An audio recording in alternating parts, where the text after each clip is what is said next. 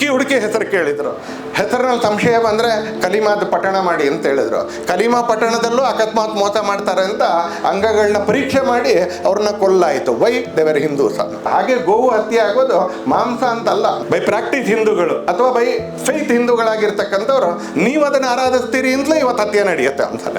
ಒಂದು ನಾಯಿನ ಸಾಕಕ್ಕೆ 7-8 ಜನ ಪ್ರಯತ್ನ ಪಡ್ತೀವಿ ನಾವು ಅನ್ಸಲಿ. ಆದರೆ 600ಕ್ಕಿಂತ ಹೆಚ್ಚು ಗೋವನ್ನ ಒಬ್ಬ ಬಾಲಕ ಸಂಭಾಳಿಸ್ತಾನೆ ಅಂತ ಕೇಳಿದ್ರೆ ಅದು ಬಾಲಕನ ಕರ್ತೃತ್ವ ಅಲ್ಲ ಅನ್ಸಲಿ, ಅದು ಗೋವಿನ ಸ್ವಭಾವ ತೋರಿಸುತ್ತೆ ಅನ್ಸಲ್ಲ.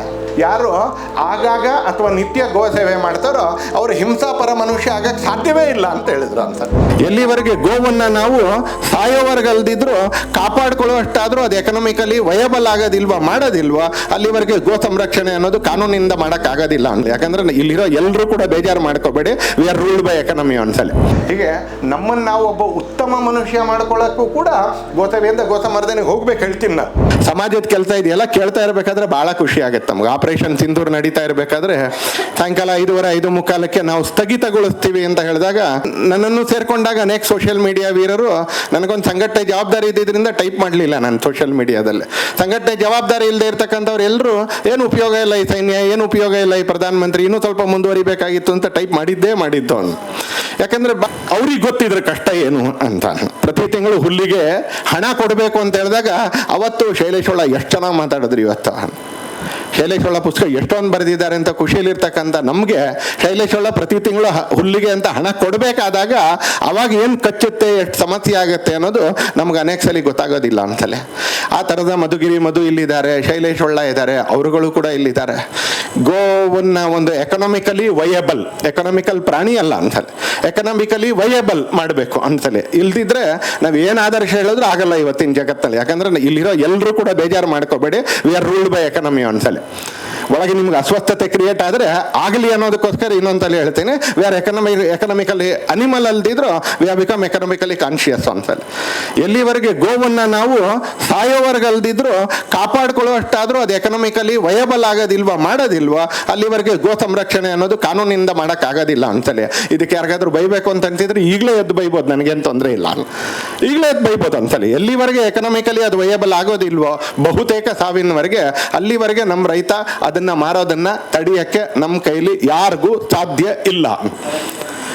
ನಾವೇನ್ ಮಾಡ್ತೀವಿ ಅದೊಂದು ಸಿಂಬಾಲಿಕ್ ಆಗಿರ್ತಕ್ಕಂಥದ್ದು. 500 ದನಕ್ಕೆ, 100 ದನಕ್ಕೆ, 60 ದನಕ್ಕೆ, 80 ದನಕ್ಕೆ ನಾವು ಸಿಂಬಾಲಿಕ್ ಆಗಿ ಮಾಡ್ತಾ ಇರ್ತಕ್ಕಂಥದ್ದು. ಉತ್ತರ ಪ್ರದೇಶದ ಬೀದಿಗಳಲ್ಲಿ 8.5 ಲಕ್ಷ ಬೀಡಾಡಿ ದನಗಳು ಓಡಾಡ್ತಾ ಇದ್ದಾವೆ ಅನ್ಸಲಿ.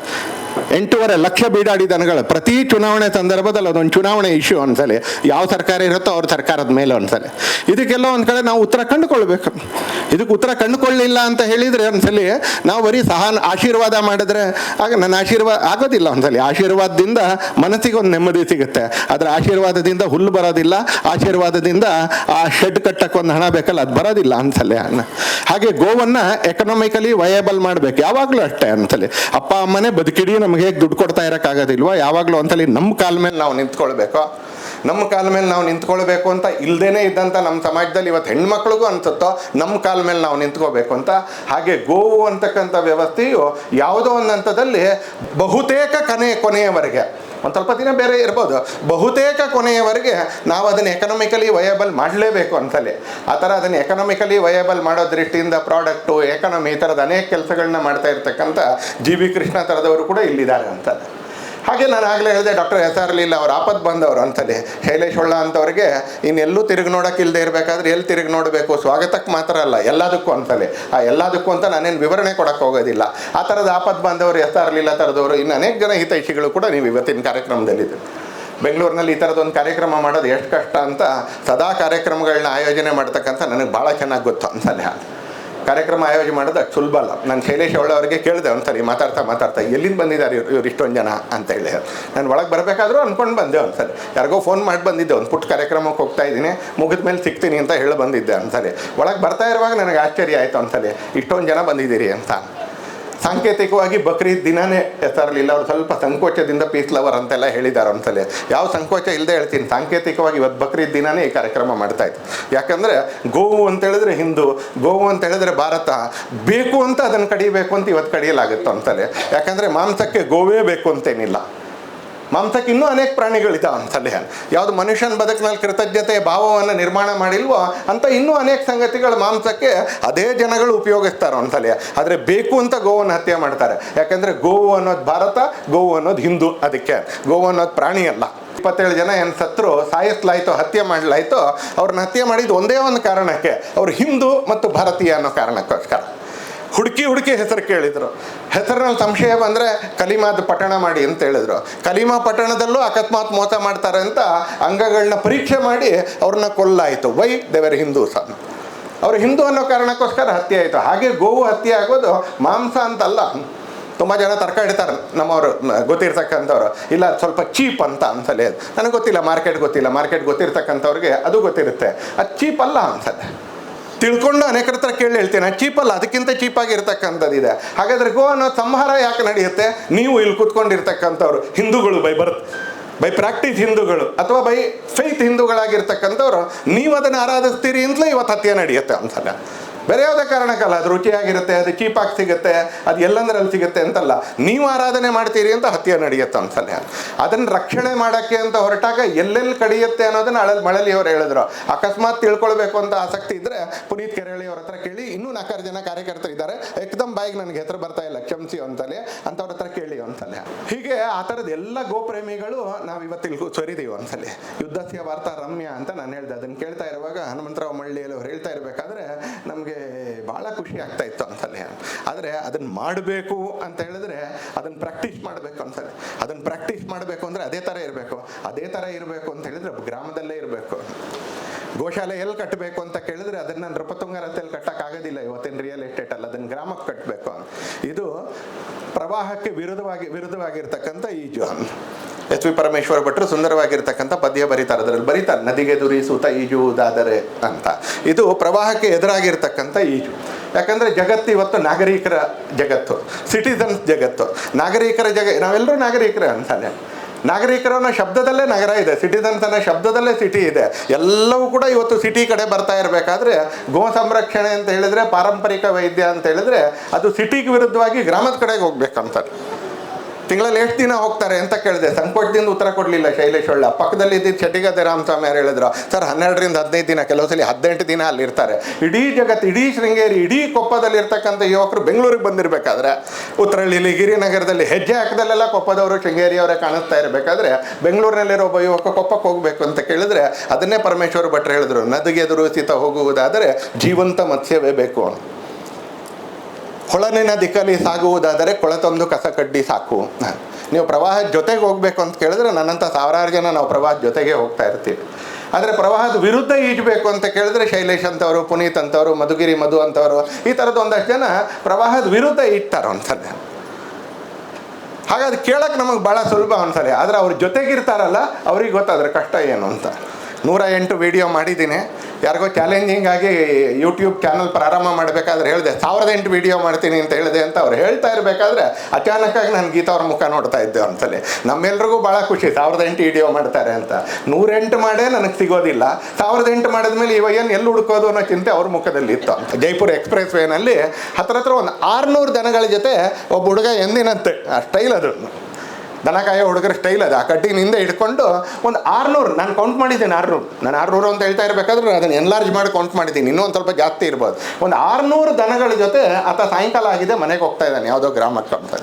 ಜಗತ್ತಿನಲ್ಲಿ ಹೇಳಿ ನೀವು ಇನ್ನು ಯಾವುದಾದ್ರೂ ಒಂದು ಪ್ರಾಣಿ ಜೊತೆ ಒಬ್ಬ ಹುಡುಗ 600 ಪ್ರಾಣಿಗಳ ಜೊತೆ ಹೋಗ್ಬೋದು ಅನ್ನೋ ಅಂತ ಉದಾಹರಣೆ ನಿಮ್ಮ ಹತ್ರ ಇದ್ದರೆ ಕೊಡಿ ಅಂತಾನೆ. ಒಂದು ಪ್ರಾಣಿ ಜೊತೆ ಒಬ್ಬ ಸಣ್ಣ ಹುಡುಗ ಸುಮಾರು 12ರಿಂದ 14 ವರ್ಷ ರಾಜಸ್ಥಾನ ಮತ್ತು ಗುಜರಾತ್ಗೆ ಹೋದರೆ ಹಳ್ಳಿಗಳಲ್ಲಿ ನಿಮ್ಗೆ ಈ ದೃಶ್ಯ ಕೊಡುತ್ತೆ. ಗೋ ಸಂವರ್ಧನೆ ಇದೊಂದು ಎಂಡಿಂಗ್ ಪಾಸ್ ಅಲ್ಲ. ಶೈಲೇಶ್ ಒಳ್ಳ ತನಗಾಗ್ತಾ ಇರ್ತಕ್ಕಂಥ ಕಷ್ಟದ ಕಾರಣಕ್ಕೆ ರೋಷದಿಂದ ಹೇಳಿದ್ರು ಅಂತಲೇ. ಆದರೆ ನಾನು ವಿಶ್ವಾಸದಿಂದ ಹೇಳ್ತೇನೆ, ಗ್ರಾಮಗಳಲ್ಲಿ ಇವತ್ತು ಮತ್ತೆ ಆ ದೃಶ್ಯ ಕಾಣಿಸೋಕೆ ಆರಂಭ ಆಗಿದೆ ಅಂತಲೇ. ದನ ಕಾಯೋದು ಒಂದು ಗೌರವದ ಕೆಲಸ ಆಗ್ತಾ ಇದೆ. ಆರ್ಥಿಕ ವೃತ್ತಿ ಅಲ್ಲ, ಆದರೆ ಒಂದು ಗೌರವದ ಕೆಲಸ ಆಗ್ತಾ ಇದೆ. 600ಕ್ಕಿಂತ ಜಾಸ್ತಿ ದನಗಳನ್ನ ಲೀಡ್ ಮಾಡ್ತಾ ಕುಣ್ಕೊಂಡು ಹಾಡ್ಕೊಂಡು, ಆಮೇಲೆ ಸ್ವಲ್ಪ ಹೊತ್ತಾದ್ಮೇಲೆ ವಿಡಿಯೋನೂ ಬಂತದು, ಕುಣ್ಕೊಂಡು ಹಾಡ್ಕೊಂಡು ಗುಜರಾತಿಲಿ ಅವ್ನು ಕುಣ್ಕೊಂಡು ಬರ್ತಾ ಇದ್ದಾನೆ, ಅವ್ನ ಹಿಂದೆ ಆ ದನಗಳು ಬರ್ತಾ ಇದ್ದ. ಒಂದು ನಾಯಿನ ಸಾಕಕ್ಕೆ 7-8 ಜನ ಪ್ರಯತ್ನ ಪಡ್ತಾರೆ.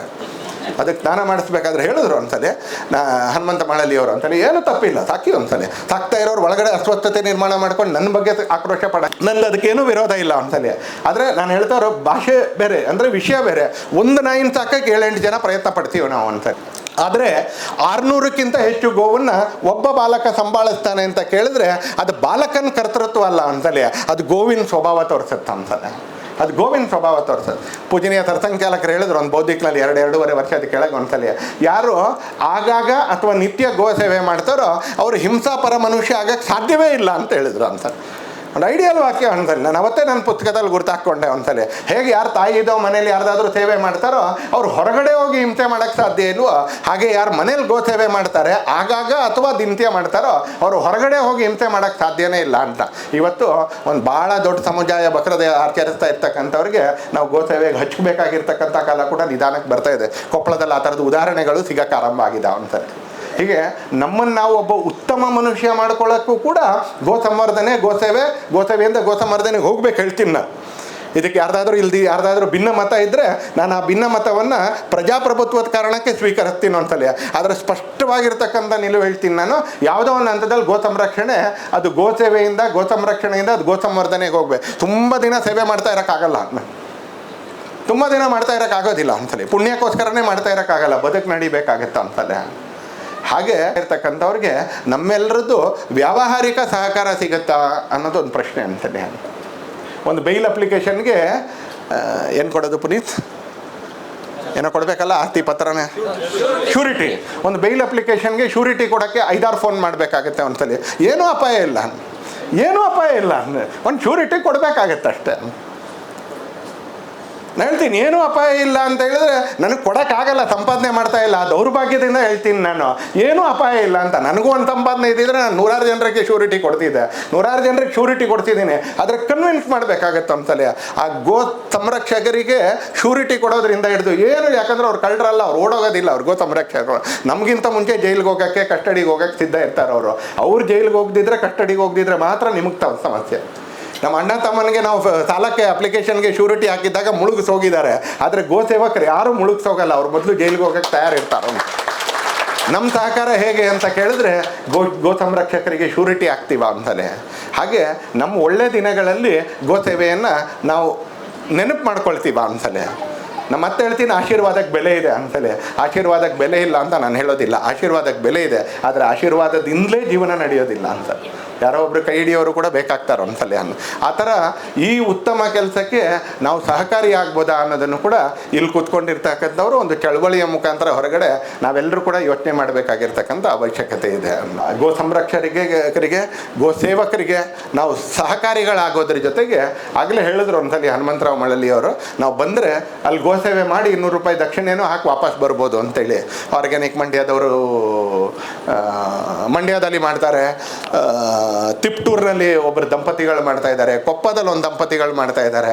ನೀವು ಹೋಗ್ಬೋದು, 1 ದಿನ 2 ದಿನ ಸ್ವಲ್ಪ ಮಟ್ಟಿಗೆ ಶುಲ್ಕ ಕೊಟ್ಟು ಅಲ್ಲಿ ಕಳೀಬೋದು, ಮಣ್ಣಿನ ಜೊತೆಗಿರ್ಬೋದು, ಮಣ್ಣಿನ ಅನೇಕ ಸಂಗತಿಗಳನ್ನ ತಿಳ್ಕೊಳ್ಬೋದು ಅನ್ನೋವಂಥ ವ್ಯವಸ್ಥೆಗಳು ಇವತ್ತು ನಿಧಾನಕ್ಕೆ ಬರ್ತಾ ಇದೆ ಅಂತ. ನಿಧಾನಕ್ಕೆ ಕೆಲವರಾದರೂ ಶೈಲೇಶ್ ಆರಾಮ ಮಾಡಿದ್ದಾರೆ, ಮಧು ಆರಾಮ ಮಾಡಿದ್ದಾರೆ, ಪುನೀತ್ ಆರಾಮ ಮಾಡಿದ್ದಾರೆ, ಕೃಷ್ಣ ಆರಾಮ ಮಾಡಿದ್ದಾರೆ, ಗಂಗಾಧರ್ ಆರಾಮ ಮಾಡಿದ್ದಾರೆ. ಈ ಥರ ಯೋಚನೆ ಮಾಡ್ತಾ ನಾನು ಕೂಡ ನಿಧಾನಕ್ಕೆ ನದಿಗೆ, ಹೊಳಲಿನ ದಿಕ್ಕಿಗೆ ಸಾಗುವುದಾದರೆ ಕೊಳೆತೊಂದು ಕಸ ಕಡ್ಡಿ ಸಾಕು ಅನ್ನುವಂಥ ವಾಕ್ಯ ನೆನಪು ಮಾಡಿಕೊಂಡು ಒಂದು ಸ್ವಲ್ಪ ದಿನದಲ್ಲಿ ಒಂದು 10 ನಿಮಿಷ ಹೋಗೋಣ ಕೊಳೆತ ಕಳ್ಳೆಕಡ್ಡಿಗಳ ಥರ ಪ್ರವಾಹದ ಜೊತೆಗೆ. ಆದರೆ ಒಂದು ಅರ್ಧ ಗಂಟೆ ಒಂದು ಸ್ವಲ್ಪ ಎದುರಿಗೆ ಈಜಿಕೆಂತ ಶುರು ಮಾಡಿದ್ರೆ ನಾನು ಅಂದ್ಕೊಳ್ತೀನಿ ಇದೊಂದು ಇನ್ನಷ್ಟು ದೊಡ್ಡ ಆಂದೋಲನ ಆಗುತ್ತೆ. ನಾನು ಭರವಸೆಯಿಂದ ಹೇಳ್ತೀನಿ, ನಾನು ಓಡಾಡ್ತಾ ಇರೋದ್ರಿಂದಾಗಿ, ನೋಡ್ತಾ ಇರೋದ್ರಿಂದಾಗಿ ನಾನು ಭರವಸೆಯಿಂದ ಹೇಳ್ತಾ ಇದ್ದೀನಿ. ಇದೇನು ಇವತ್ತು ಕನಿಕರದಿಂದ ನಾವು ಸಹಕಾರ ಕೊಡಬೇಕು ಅಂತೇನಿಲ್ಲ, ಇವತ್ತು ಅಭಿಮಾನದಿಂದ ಸಹಕಾರ ಕೊಡುವಂಥ ಸ್ಥಿತಿಗೆ ಇವತ್ತು ಬಂದಿದೆ. ಮೆನಿ ಥಿಂಗ್ಸ್ ಆರ್ ಹ್ಯಾಪನಿಂಗ್ ಆನ್ಸರಿ. ನಾನು ಇತ್ತೀಚೆಗೆ ನಾನು ಅದು ಪೂರ್ತಿ ಸತ್ಯ ಅಂತ ನಾನು ಏಕ್ದಮ್ ನಿಮ್ಮ ಎದುರಿಗೆ ಸಾಧಿಸ್ಲಿಕ್ಕೆ ನಾನು ರೆಡಿ ಇಲ್ಲ ಅಂತಲೇ ಮೊನ್ನೆ ಪತ್ರಿಕೆಯಲ್ಲಿ ಬಂತು. ಅದಾದಮೇಲೆ ನಾನು ಇಂಟರ್ನೆಟ್ ನೋಡಿದಾಗ ಇಂಟರ್ನೆಟ್ನಲ್ಲಿ ಆ ವಿವರ ಮತ್ತೆ ಸಿಕ್ತು. ಸತ್ಯ ಇರ್ಬೋದು ಅಂತ ಹೇಳ್ತಾ ಇದ್ದೀನಿ, ಮತ್ತು ನಾನು ಸತ್ಯ ಅಂತ ನಾನು ನಿಮ್ಗೆ ಹೇಳ್ತಾ ಇಲ್ಲ, ಪತ್ರಿಕೆಯಲ್ಲಿ ಬಂದಿದ್ದರಿಂದ 1942ನೇ ಇಸ್ವಿಯಲ್ಲಿ ಭಾವನಗರದ ರಾಜ ಬ್ರೆಜಿಲ್ಗೆ ಒಂದು ಗೀರ್ ಎತ್ತನ್ನು ದಾನ ಕೊಡ್ತಾನೆ ಒಂದ್ಸಲಿ. ಕೃಷ್ಣ ಅಂತ ಅದರ ಹೆಸರು. ಕೃಷ್ಣ ಅಂತ ಅದ್ರ ಹೆಸರು. ಸೆಲ್ಸೋ ಗಾರ್ಸಿಯಾ ಸಿಡ್ ಅಂತಕ್ಕಂಥ ಒಬ್ಬ ಬಹುತ್ ದೊಡ್ಡ ಗೋಪಾಲಕನಿಗೆ ಆತ ಕೃಷ್ಣ ಅಂತಕ್ಕಂಥ ಒಂದು ಎತ್ತನ್ನು ಆತ ದಾನ ಕೊಡ್ತಾನೆ ಒಂದ್ಸರಿ. ಅವತ್ತಿನಿಂದ ಅವ್ರು ಹೇಳ್ತಾರೆ ವೈಟ್ ರೆವಲ್ಯೂಷನ್ ಬ್ರೆಜಿಲ್ನಲ್ಲಿ ಶುರು ಆಯಿತು. ಇವತ್ತು ಆ ದಾಖಲೆ ಮತ್ತು ಪತ್ರಿಕೆ ಲೇಖನ ಹೇಳುತ್ತೆ ಇವತ್ತು ಗೀರ್ ದನಗಳು ಬ್ರೆಜಿಲ್ನ 80% ಅಂತ. ಗೀರ್ ದನಗಳು ಇವತ್ತು 80% ಅಂತ. 1942 ಕ್ಷಮಿಸಿ 1949 ಭಾವನಗರದ ಮಹಾರಾಜ ಅವ್ರಿಗೆ ದಾನ ಕೊಡ್ತಾರೆ ಅಂತ ಆ ಕತೆ ಹೇಳುತ್ತೆ ಒಂದ್ಸಲ. ಅಂದರೆ ಇವತ್ತು ಎಲ್ಲೋ ಸುತ್ಕೊಂಡು ವಾಪಸ್ ಅಲ್ಲಿಗೆ ಬರ್ತಾ ಇದೆ ಒಂದ್ಸಲ. ಯಾಕಂದರೆ ನಾವೆಲ್ಲರೂ ನಂಬಿದ್ದೀವಿ ಹಿಂದೂ ಪದ್ಧತಿಯಲ್ಲಿ, ಹಿಂದೂ ನಂಬಿಕೆಯಲ್ಲಿ ಬದುಕು ಸರಳ ರೇಖೆ ಅಲ್ಲ, ಬದುಕು ಅದೊಂದು ಸೈಕ್ಲಿಕಲ್, ವೃತ್ತಾಕಾರ, ವಾಪಸ್ ಬಂದೇ ಬರುತ್ತೆ, ಹೋಗಿದ್ದೆಲ್ಲ ಬಂದೇ ಬರುತ್ತೆ. ನಮ್ಮ ಪ್ರಯತ್ನ ಇದ್ದರೆ ಬೇಗ ಬರುತ್ತೆ, ತುಂಬ ದೀರ್ಘಕಾಲ ಉಳ್ಕೊಳ್ಳುತ್ತೆ. ಎರಡು ನೆನ್ಪಿಟ್ಕೊಳ್ಳಿ ಅಂತ. ನಮ್ಮೆಲ್ಲ ಹಿರಿಯರು ಕಲಿಸಿರೋದು ಅದನ್ನೇ ಒಂದ್ಸಲಿ, ಬಂದೇ ಬರುತ್ತೆ ಒಳ್ಳೆಯದು ಅನ್ನುವಂಥದ್ದು. ಆದರೆ ನಮ್ಮದೊಂದು ಪುರುಷಾರ್ಥ ಇದ್ದರೆ, ನಮ್ಮದೊಂದು ಪ್ರಯತ್ನ ಇದೆ, ಅದು ಬೇಗ ಬರುತ್ತೆ ಮತ್ತು ದೀರ್ಘಕಾಲ ಉಳ್ಕೊಳ್ಳುತ್ತೆ. ಇಲ್ದಿದ್ರೆ ಅದು ಚಕ್ರ ಥರ ಒಂದು ಬಿಂದು ಅಷ್ಟೇ, ಬರುತ್ತೆ ಕೂಡಲೇ ಹೋಗುತ್ತೆ. ಹಾಗೆ ನಾವು ಪ್ರಯತ್ನ ಪಟ್ಟರೆ ಒಂದ್ಸಲಿ ರಾಮನ್ ಥರ, ಕೃಷ್ಣನ್ ಥರ ನಾವು ಪ್ರಯತ್ನ ಪಟ್ಟರೆ, ವಿವೇಕಾನಂದರ ಥರ, ಚಂದ್ರಶೇಖರ್ ಆಜಾದ್ ಥರ ನಾವು ಪ್ರಯತ್ನ ಪಟ್ಟರೆ ಅದು ಬೇಗ ಬರುತ್ತೆ ಮತ್ತು ಸ್ವಲ್ಪ ದೀರ್ಘಕಾಲ ಉಳ್ಕೊಳ್ಳುತ್ತೆ ಒಂದ್ಸಲಿ. ನಮ್ಮದು ನಿಮ್ಮದು ಎಲ್ಲರದ್ದು ಕರ್ತವ್ಯ ಏನಂತ ಕೇಳಿದ್ರೆ ಅದು ಬೇಗ ಬರಬೇಕು ಮತ್ತು ಸುದೀರ್ಘ ಕಾಲ ಉಳ್ಕೊಳ್ಳುವಂಥ ನಿಟ್ಟಿನಲ್ಲಿ ಮಾಡ್ತಾ ಇರೋವಂಥವ್ರಿಗೆ ಬೆನ್ನೆಲುಬಾಗಿ, ಮಾಡ್ತಾ ಇರ್ತಕ್ಕಂಥವ್ರಿಗೆ ಸಹಕಾರಿಗಳಾಗಿ ನಿಂತ್ಕೊಂಡು ಶ್ರೀಮತಿ ಗೀತಾ ಅಂತವ್ರಿಗೆ ಒಂದು ವಿಶ್ವಾಸ ಕೊಡುವಂಥ ಕೆಲಸ ಮಾಡಬೇಕು. 1008 ಒಂದು 5000 ವಿಡಿಯೋ ಮಾಡ್ತಾ ಇದ್ದರೂ ಕೂಡ ಸಮಾಜ ಜೊತೆಗಿದೆ ಅಂತಕ್ಕಂಥ ವಿಶ್ವಾಸ ಇದೆ ಅವ್ರಿಗೆ. ನಾ ಕೇಳಿದ್ವಿ, ರಾಮಸ್ವಾಮಿನೇ ಹೇಳಿದ್ರು, ಶೈಲೇಶ್ ಹೇಳಿದ್ದನ್ನೆಲ್ಲ ರಾಮಸ್ವಾಮಿ ಕೂಡ ಹೇಳಿದ್ರು. ಆ ಮಕ್ಕಳು ಕೂಡ ಬರ್ತದೆ, ರಜಾ ಅಂದರೆ ಅಲ್ಲಿಗೆ ಓಡ್ ಬರ್ತಾವೆ ಅಂತ. ಯಾಕಂದರೆ ನಾನು ಸಂಘದ ಕಾರ್ಯಕರ್ತ, ನಮಗೆ BJP ಕಾರ್ಯಕರ್ತ ಕೂಡ. ಇವತ್ತು ನಮಗಿರೋ ಭಾಳ ದೊಡ್ಡ ಸಮಸ್ಯೆ ಏನಂದರೆ ಸಂಘದ ಕಾರ್ಯಕರ್ತರ ಮಕ್ಕಳು ಶಾಖೆಗೆ ಬರಲ್ಲ, BJP ಕಾರ್ಯಕರ್ತರ ಮಕ್ಕಳು ನಾಯಕರಾಗಕ್ಕೆ ತಯಾರಿದ್ದಾರೆ, ಕಾರ್ಯಕರ್ತರಾಗಲ್ಲ. ಇದು ನಮಗಿರೋ ಸಮಸ್ಯೆ. ಶೈಲೇಶ್ ಒಳ್ಳಂಗೆ ಆ ಸಮಸ್ಯೆ ಇಲ್ಲ. ನಾ ಮಾಡ್ತಾ ಇದ್ದೀನಿ, ಆದರೆ ನನ್ನ ಮಕ್ಕಳು ಅಮೇರಿಕಕ್ಕೆ ಹೋಗಬೇಕು ಅಂದ ಆ ಆಕಾಂಕ್ಷೆ ನಾನು ತಪ್ಪು ಅಂತ ಹೇಳೋದಿಲ್ಲ. ಒಂದ್ಸಲಿ ಹೋಗಲಿ, ಒಂದ್ಸಲಿ. ಆದರೆ ಹೋಗೋ ಅಷ್ಟು ದಿನ ಅವ್ರಿಗೆ ಶೃಂಗೇರಿ ಕೊಪ್ಪಕ್ಕೆ ಹೋಗಬೇಕು ಅನ್ಸುತ್ತೆ, ಗೋಶಾಲೆಗೆ ಹೋಗಬೇಕು ಅನ್ಸುತ್ತೆ, ಆ ಗೋವುಗಳ ಜೊತೆ ಇರಬೇಕು ಅಂತ ಅನ್ಸುತ್ತೆ ಒಂದ್ಸಲಿ. ಅಂದರೆ ಇಲ್ಲಿ ನಮ್ಮಲ್ಲಿ ಅನೇಕರಿಗೆ ಕಾಡ್ತಾ ಇರ್ತಕ್ಕಂಥ ಪಾಪ ಪ್ರಜ್ಞೆ ಶೈಲೇಶ್ ಒಳ್ಳೆ ಅವ್ರಿಗೆ ಕಾಣೋದಿಲ್ಲ. ಯಾಕಂದರೆ ಅವ್ರು ಮಾಡ್ತಾ ಇರೋದನ್ನು ಅವ್ರ ಹೆಂಡತಿ ಮಾತ್ರ ಅಲ್ಲ, ಕಟ್ಕೊಂಡಿರೋ ಕಾರಣಕ್ಕೆ ಜನ್ಮ ಕೊಟ್ಟಿರ್ತಕ್ಕಂಥ ಮಕ್ಕಳು ಕೂಡ ಆ ಕೆಲಸವನ್ನು ಒಪ್ಕೊಂಡಿದ್ದಾರೆ ಒಂದ್ಸಲಿ. ಅದನ್ನು ಇಚ್ಛೆಯಿಂದ ಮಾಡ್ತಾ ಇದ್ದಾರೆ. ಈ ಪುಣ್ಯ ಭಾಳ ಕಡಿಮೆ ಜನರಿಗೆ ಸಿಗುತ್ತೆ. ಯಾವುದೋ ಮನೆಯಲ್ಲಿ ಧಾರವಾಡದ ಗರಗ ಗ್ರಾಮದಲ್ಲಿ ಒಂದೇ ಮನೆಯಲ್ಲಿ 7 ಜನ ರಾಮಕೃಷ್ಣ ವಿವೇಕಾನಂದ ಆಶ್ರಮದ ಸನ್ಯಾಸಿಗಳಾಗಿ ಹೊರಟಿದ್ದಾರೆ. ಆ ಶಕ್ತಿನ ನೀವು ಇವತ್ತು ಗೋಪ್ರೇಮಿಗಳಿಗೆ, ಗೋಸೇವಕರಿಗೆ, ಗೋ ಸಂರಕ್ಷಕರಿಗೆ ಕೊಟ್ಟಿದ್ದೀರಿ. ಹಾಗಾಗಿ ಮಾಡ್ತಾ ಇರೋರ ಜೊತೆಗೆ ನಿಮಗೂ ಕೂಡ ಧನ್ಯವಾದಗಳನ್ನ ಸಮರ್ಪಿಸ್ತಾ ನನ್ನ ಮಾತನ್ನು ನಾನು ಮುಕ್ತಾಯ ಮಾಡ್ತೀನಿ.